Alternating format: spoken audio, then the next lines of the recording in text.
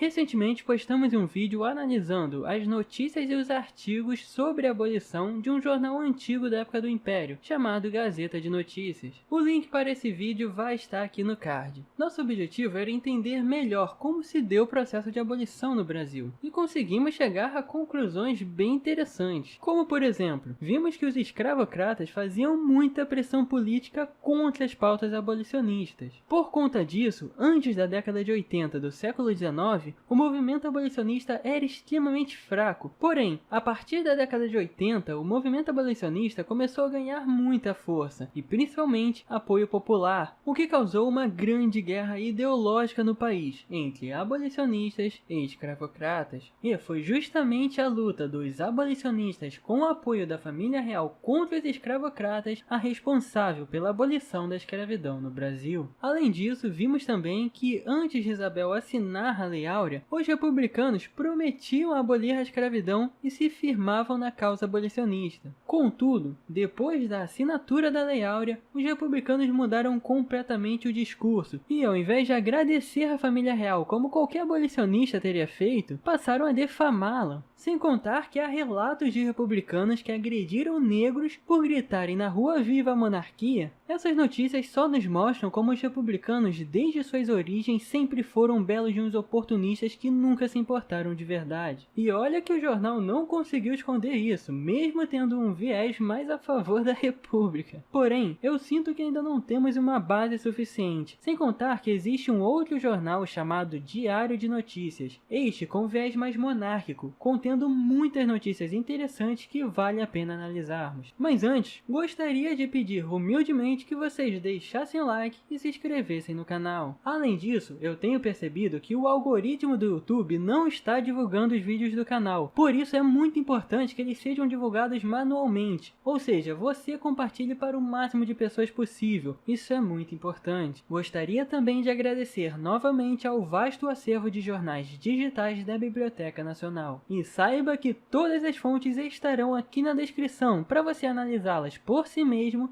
e tirar suas próprias conclusões. Então, sem mais delongas, vamos começar a analisar as notícias do jornal Diário de Notícias, um jornal do Rio de Janeiro. Eu pesquisei pelas palavras-chave Lei Áurea e Coroa. A primeira notícia é do dia 28 de setembro do ano de 1885. Esta é uma nota de comemoração do 14º aniversário da Lei do Ventre Livre. E o interessante é que essa nota agradece principalmente ao Visconde do Rio Branco pelos seus esforços para a aprovação dessa lei. Vale mencionar que a Lei do Ventre Livre foi pensada pelo próprio Pedro II como uma forma de limitar o tempo de escravidão ao tempo de vida dos escravos em exercício, de tal modo que, quando estes escravos ficassem velhos, a escravidão inevitavelmente acabaria no Brasil, mesmo sem a Lei de 1888. Pedro II confiou no Visconde do Rio Branco para a aprovação dessa lei, e o Visconde com certeza não decepcionou. Além disso, a nota agradece também a personalidades como João Alfredo, um exímio monarquista e abolicionista, e Joaquim Delfino, um grande amigo pessoal da família real. Ou seja, esta nota deixa claro que os abolicionistas e a família real estavam lado a lado contra os escravocratas. A próxima notícia é de uma segunda-feira, dia 10 de outubro de 1887. Este é um artigo que comenta sobre o avanço do Império na luta contra a escravidão, agradecendo a Eusébio de Queiroz pela Lei de 1850, que proibia a entrada de escravos em território brasileiro, e também novamente agradecendo ao Visconde do Rio Branco pela Lei do Ventre Livre. Agora estamos em uma segunda-feira, dia 14 de maio de 1888, um dia após a assinatura da Lei Áurea. E aqui vemos as palavras da própria princesa Isabel com relação à abolição, dizendo que seria o dia mais feliz da vida dela se não fosse o estado de saúde de Dom Pedro II, que aparentemente estava adoecido na ocasião. Novamente conseguimos perceber o apoio que a família real dava à causa abolicionista. Já no dia 15 de maio do mesmo ano, vemos a notícia de que estavam havendo grandes festas para comemorar a Lei Áurea. Inclusive, a Rua do Ouvidor, no Rio de Janeiro, estava lotada o dia inteiro e à noite também, e era impossível transitar por ela, de tanta gente que havia lá. Já no dia 16 de maio, vemos a notícia de que a própria princesa Isabel estava agradecendo ao senador Dantas pela sua colaboração com a Lei Áurea. O senador Dantas foi um grande advogado e político que contribuiu e muito com as pautas abolicionistas. Inclusive, foi ele que elaborou um projeto para que as famílias de ex-escravizados se assentassem em torno das ferrovias do Império. Infelizmente, esse projeto foi barrado pelo Senado. Contudo, a família real e o próprio Dom Pedro II apoiaram a ideia de garantir terras aos ex-escravizados. Infelizmente, quando os republicanos chegaram ao poder, eles abandonaram completamente essa ideia, o que obrigou os negros a se assentarem nos morros em condições extremamente precárias. E o resto da história você já sabe como é. Com tudo isso, essa notícia é mais uma prova do apoio que a família real dava aos abolicionistas. Além disso, vemos na notícia ao lado que grupos de pessoas se reuniam no Arraial de Macacos para celebrar a abolição e agradecer a personalidades como Princesa Isabel, Dantas, Joaquim Nabuco, José do Patrocínio e João Crepe, todos exceto Crepe exímios monarquistas.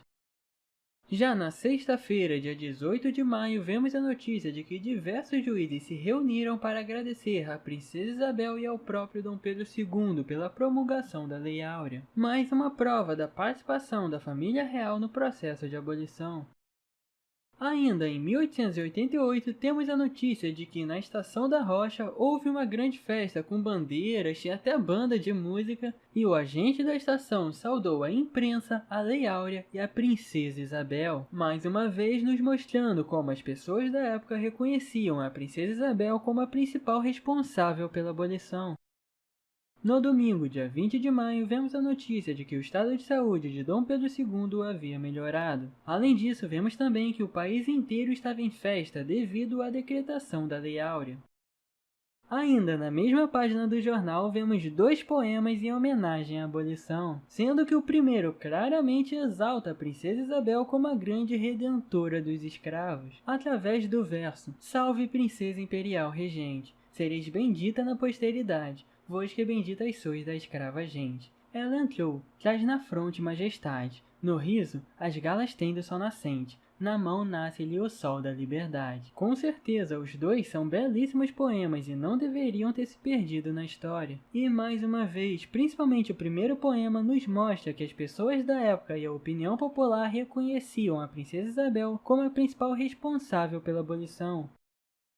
No dia 23 de março, temos uma notícia muito interessante. É basicamente um artigo relatando o que viria a acontecer agora que a escravidão estava extinta. Porém, a parte realmente interessante é o último parágrafo, onde diz com todas as letras: a promulgação da Lei Áurea era a realização dos sentimentos íntimos da Princesa Isabel, apesar da ameaça formulada no parlamento que a primeira consequência desse ato seria o abalo do trono. Ou seja, aqui nós temos um relato, uma prova de que ver os negros libertos era um desejo íntimo da Princesa Isabel, o que significa que ela realmente se importava com os negros. Temos também uma prova de que sim, a Princesa Isabel sabia que perderia o trono por assinar a Lei Áurea. Isso só prova que a Princesa Isabel não assinou a Lei Áurea por politicagem ou coisa do tipo. Porque se esse fosse o caso, ela não teria assinado. Ela teria feito acordos com os escravocratas para se manter no poder. Mas não foi isso que aconteceu. Ela assinou a Lei Áurea mesmo sabendo que perderia seu trono por fazer isso. Justamente porque se importava com os negros e tinha o desejo íntimo de vê-los livres. Ou seja, ela literalmente deu seu trono em troca da liberdade dos negros. Uma atitude extremamente nobre. Isso pode ser confirmado através desse artigo, assim como também através de várias outras fontes. Esta é uma nota do jornal agradecendo a uma revista que homenageou a Lei Áurea, retratando na sua página central imagens de figuras importantíssimas para a causa abolicionista, como a própria Princesa Isabel, os membros do Ministério, o senador Dantas, Joaquim Nabuco, José do Patrocínio e João Crepe, mais uma vez nos mostrando como a família real estava lado a lado dos abolicionistas. Além disso, este tipo de notícia deixa claro que foram os abolicionistas, com o apoio da família real, os verdadeiros responsáveis pelo processo de abolição no Brasil. Portanto, dizer que o Brasil só aboliu a escravidão por pressões da Inglaterra é um grande desrespeito a toda a luta que os abolicionistas tiveram para efetivamente abolir a escravidão no Brasil. Aqui vemos uma outra notícia bastante interessante. Ela nos diz que os negros ex-escravizados estavam adotando nomes em homenagem aos responsáveis pela lei que os libertou, como Dantas, Prado, Crepe e Nabuco. Mais uma vez deixando claro como os próprios negros da época reconheciam que foram os abolicionistas os responsáveis pelo fim da escravidão.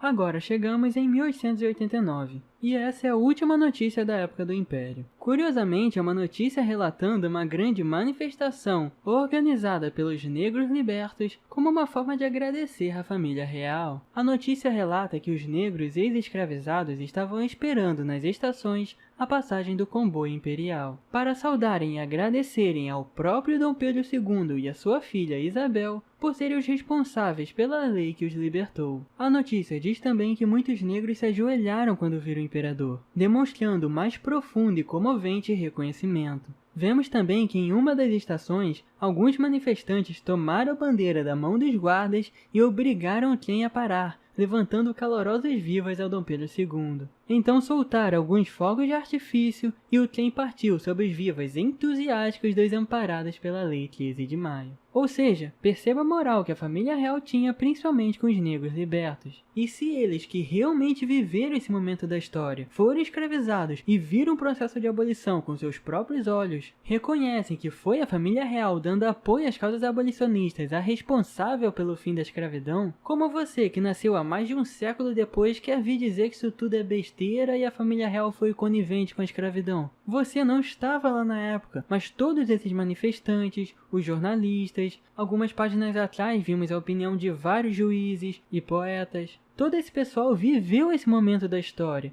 e todos relataram que foi a família real dando apoio às causas abolicionistas a responsável pelo fim da escravidão no Brasil. Ou seja, todo esse pessoal está errado, eles relataram de forma equivocada o que presenciaram, é isso que você está dizendo? Mas o mais curioso é que a última notícia do vídeo com relação ao Império é uma notícia relatando que grupos de manifestantes gritavam vivas entusiásticos à família real. Agora estamos no dia 15 de dezembro de 1889, já sob o regime republicano, e essa é uma nota para comemorar a Lei Áurea. O curioso é que, diferente das notas de comemoração da época do Império, essa nota simplesmente não cita o nome de ninguém. Nenhuma frase dizendo agradecemos ao senador Dantas, Joaquim Nabuco, não tem nada. Essa nota simplesmente dá a entender que a Lei Áurea surgiu espontaneamente. Além disso, parece estar sendo usada para fazer uma propaganda para o regime republicano do que realmente comemorar a Lei Áurea. Mas isso não é uma característica só dessa nota não, na verdade a partir de agora isso vai ser bem comum. Já no dia 13 de maio de 1890, vemos uma nota de comemoração ao aniversário da Lei Áurea. Novamente, sem citar nomes, dando a entender que a Lei Áurea surgiu espontaneamente, o que é reforçado na notícia ao lado, que reflete um pouco sobre a abolição, e diz que foi o mês de maio o forte libertador da raça peregrina. E na mesma página vemos uma outra notícia bastante interessante. Logo no primeiro parágrafo está escrito: a abolição dos escravos foi a precursora da proclamação da República, porque sem a liberdade dos pretos, a liberdade dos brancos seria uma mentira. E no último parágrafo vemos: assim como hoje não há mais escravocratas, amanhã não teremos também monarquistas. A República fez todos abolicionistas, a pátria fará todos republicanos. Percebem como eles começam a se colocar como os responsáveis pela abolição? Ou seja, estão percebendo o nível da propaganda republicana? Esta é a última notícia que estaremos analisando. A notícia é de uma segunda-feira, dia 19 de maio do ano de 1890. E ela relata uma grande festa entre a população para comemorar a Lei Áurea. Porém, novamente eles se referem à Lei Áurea como sendo um evento espontâneo que aconteceu no dia 13 de maio de 1888. Nesse caso temos três hipóteses. A primeira é que todo mundo que comemorava a Lei Áurea, agradecendo aos abolicionistas e à família real, simplesmente esqueceu que esse pessoal existia. A segunda é que na época do Império, os jornais faziam propaganda para a família real, o que não faz muito sentido, porque se repararmos as notícias anteriores, elas não parecem ser propagandas, elas lembram muito mais notícias. Mesmo que de certa forma o jornal tivesse um viés mais monárquico e exaltasse a família real, isso era algo mais natural, que parecia refletir a opinião popular, o que não é o caso aqui, e isso nos leva à terceira hipótese. Os republicanos censuraram os jornais e tentaram apagar a participação da família real e dos abolicionistas monarquistas no processo de abolição da escravidão. E essa hipótese é a que mais faz sentido, principalmente porque em um momento você tem notícias palpáveis relatando os acontecimentos e agradecendo aos responsáveis, e no outro você tem notícias mais abstratas relatando os acontecimentos, mas sem nem mencionar os responsáveis, buscando sempre implantar um ideal republicano onde nas notícias mais antigas não se havia. Em um momento você tem notícias relatando como a população exaltava e reconhecia a família real e os abolicionistas como os responsáveis pela abolição, e no outro você simplesmente não tem mais nenhuma referência a isso. Se percebe uma diferença grotesca, uma quebra abrupta distorcendo a visão sobre os acontecimentos. E quando isso acontece de uma forma tão intensa e até mesmo forçada como podemos ver aqui, é um indício de censura. Isso explica por que até hoje existem muitos brasileiros que ainda acreditam que a família real e os abolicionistas não tiveram importância no processo de abolição. Afinal, os republicanos tentaram literalmente apagar toda a luta dos abolicionistas com o apoio da família real para abolir a escravidão. Por isso é muito importante resgatar a nossa história, a nossa verdadeira história, e não ficar repetindo essas mentiras republicanas. Sim, foi a luta dos abolicionistas com o apoio da família real que aboliu a escravidão no Brasil. Acho que agora temos base suficiente para podermos afirmar isso com total convicção, apesar de que eu ainda pretendo gravar um outro vídeo sobre esse assunto, só que dessa vez mais argumentativo. Afinal, não podemos deixar que apague nossa história, não podemos esquecer da nossa essência. Salve aos abolicionistas, salve o imperador, salve a eterna redentora, salve o Império do Brasil. Terminarei o vídeo com esses versos. Salve princesa imperial regente, sereis bendita na posteridade, vós que benditas sois da escrava gente.